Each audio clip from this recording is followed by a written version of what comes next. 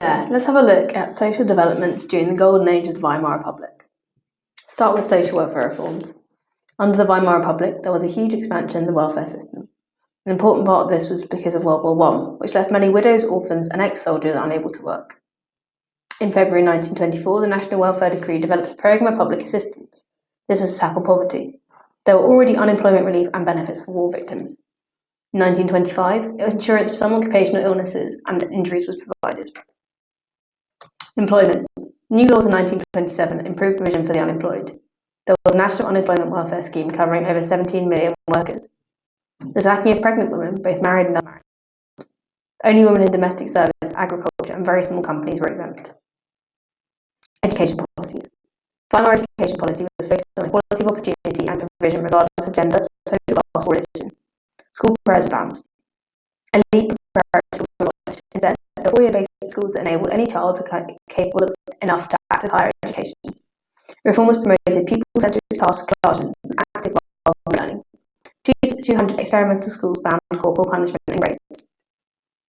The impact of the educational policies. Religious educational pressure groups developed, for example, the Catholic School Association and the Protestant Parents League. More ambitious educational reforms were dropped as the Central Party, which supported more traditional educational policies, was important in coalitions. Between 1921 and 1927, students in state elementary schools dropped by a third. There was a smaller drop for secondary schools. Numbers in higher education grew, and the percentage of women attending went from 7% to 17% by 1932. The cost of the welfare reforms. Nearly 40% of federal government spending went on war-related pensions. Spending on welfare led to high taxation of wealthier Germans, particularly the elites. It reinforced their suspicions about democracy. Competing demands on the federal welfare budget could not be met even before the Great Depression of 1934. Let's recap that. What were the welfare benefits of tackling poverty in Weimar Germany? In February 1924, the National Welfare Decree developed a programme of public assistance, but there were already unemployment relief and benefits for war victims. In 1925, insurance for some occupational illnesses and benefits was provided too.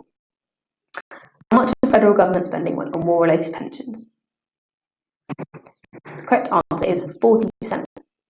Let's take a look at the arts in Weimar Germany. A combination of new technology and changing social attitudes led to a great expansion in popular culture. Traditional approaches to the arts were subverted by new ideas. Artists sought to express feelings rather than be realistic. The different art. There was expressionism, which focused on emotions and feelings, sometimes exploring the dark side of the human psyche. Ernest Kirchner is a prime example. The new objectivity movement. This expressed irreverence and respect for authority with brutal critical depictions of life in Weimar Germany.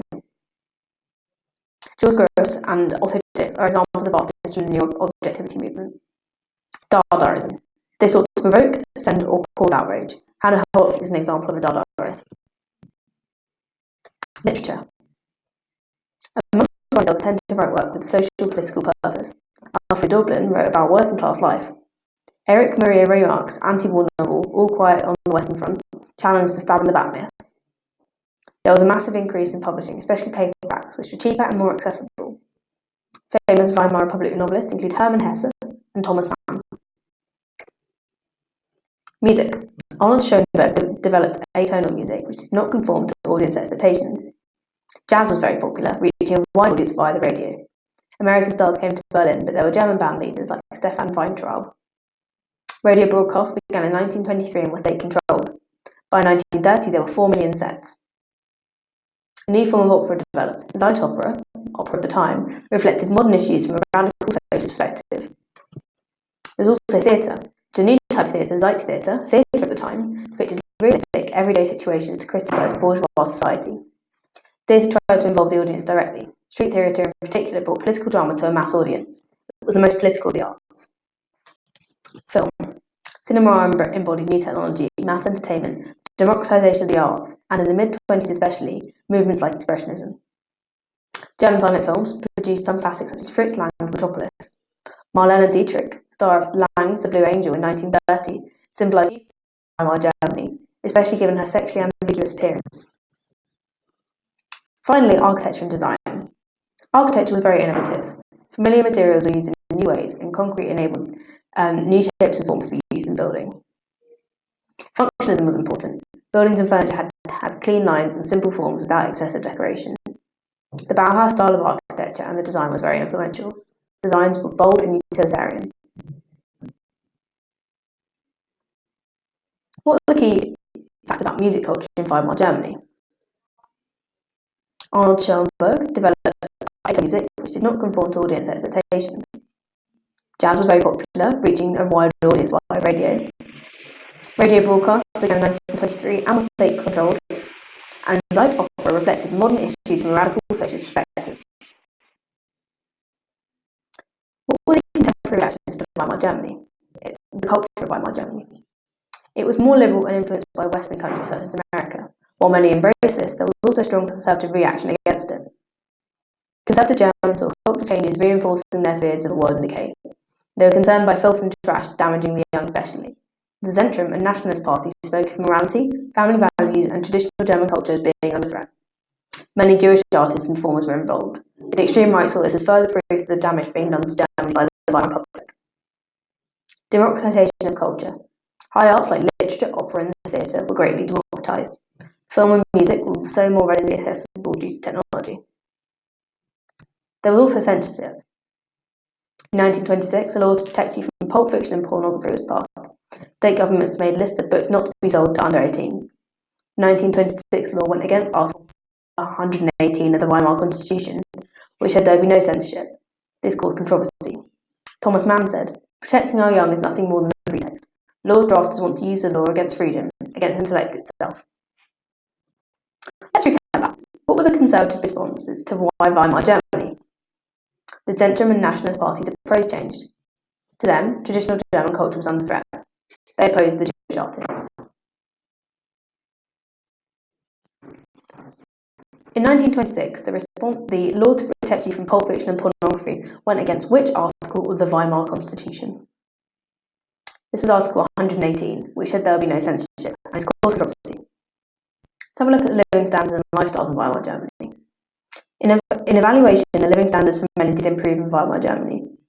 The position of women also arguably improved, but this was contentious. While real wages rose for those in work, unemployment remained over 6%. With unemployment high, trade unions did not use strikes or press for more workers' rights.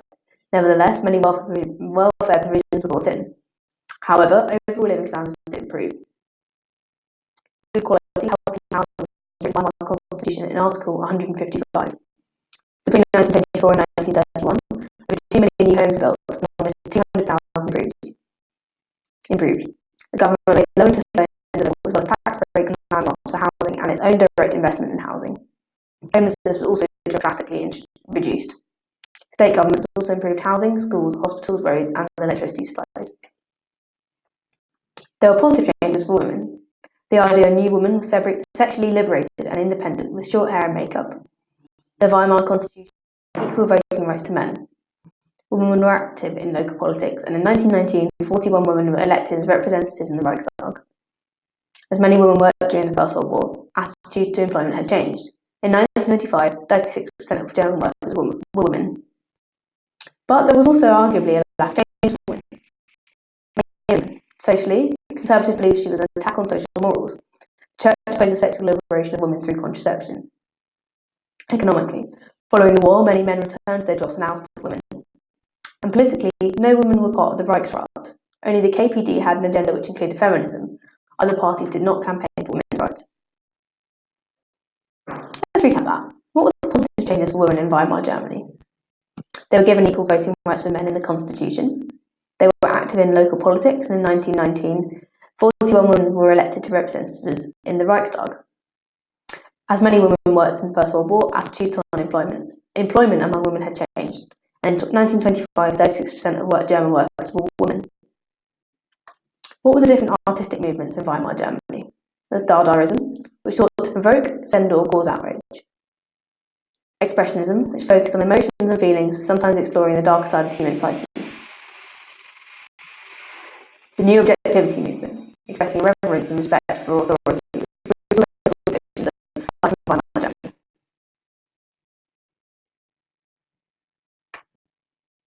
Weimar literature, there was a trend to write work with a social political purpose. Alfred Dublin wrote about working class life. Erich Maria Remarque's anti-war novel challenged the stab in the back myth. There was an increase in publishing,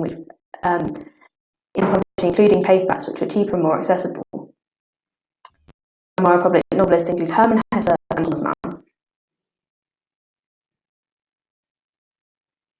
When was the law protecting Pulp Fiction and pornography passed? This was passed in 1926.